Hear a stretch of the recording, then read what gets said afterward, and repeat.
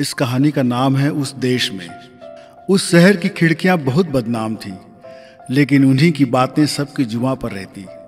वो शहर हुस्न की परियों का शहर था और सारे जहां के मर्द आकर यहाँ ऐश करते थे। अपनी कमाई का पूरा सुख वो यहाँ से लेना चाहते थे। इस शहर की हर एक गली के हर मकान की खिड़की बाहर सड़क पर खुलती थी। इन खिड़कियों से बहुत सुंदर आकर्षक देह की युवतियाँ बाहर कामुक इशारे करती, अपना सुडौल वक्ष उघाड़ कर दिखाया करती।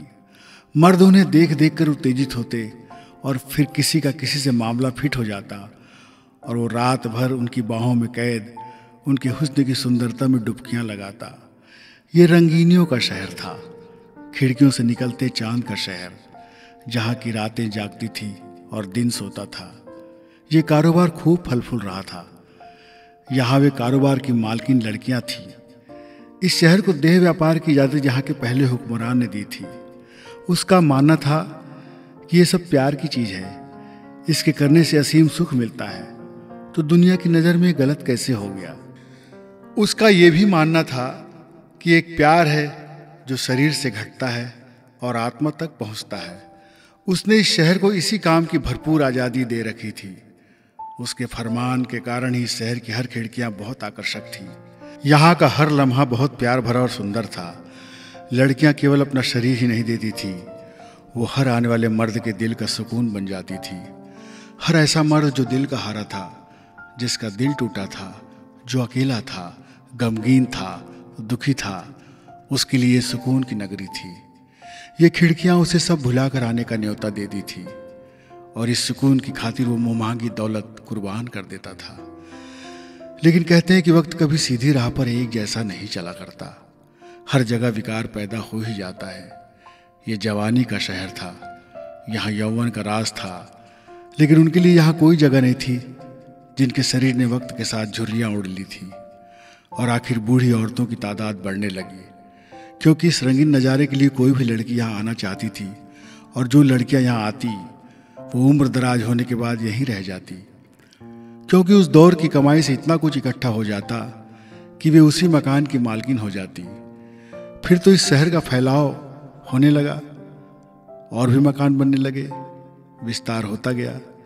लेकिन जब वे दूसरे शहर के नज़दीक पहुंच गया तो उन लोगों को तकलीफ होने लगी जो अपने शहर को प्यार की नगरी में बदलना नहीं चाहते थे। वे लोग अपने परिवार के साथ रहते, बहुत सी परंपराओं और मान्यताओं के साथ रहते और उसे बहुत बुरा मानते, जबकि उस शहर का कोई भी ऐसा मर्द नहीं था जो उस शहर की खिड़कियां देखने न आया हो, जो यहाँ के किस्से सुनने के लिए बेताब न रहा हो। लेकिन खुद के घर के पास शहर के आने से उन्हें तकलीफ होने लगी थी। वे राजा से गुहार करने लगे कि इस शहर को दूर ही रखा जाए। राजा ने देखा कि जिससे लोगों को नफरत है वो दिन रात फल फूल रहा है और आगे फैल रहा है, और जिसे वो मानते हैं वो वही का वही है। उस शहर की उदासी देखकर लोग वहाँ रहना नहीं चाहते थे, रहते भी थे तो बुझे बुझे। उन्हें मछली खाना तो पसंद था, पर मछली का बाजार नहीं, और यही दस्तूर आज भी चल रहा है। राजा सबकी राय से उस शहर को हटाना चाहता है, लेकिन वही शहर राज्य की दौलत का खजाना है। वही शहर ऐसा है जहाँ लोग आते जाते हैं, उसी शहर में रौनक है, उसी शहर से दौलत मिल रही है। राजा हर दिन विरोध को देखता है, सुनता है, लेकिन खामोश रहता है।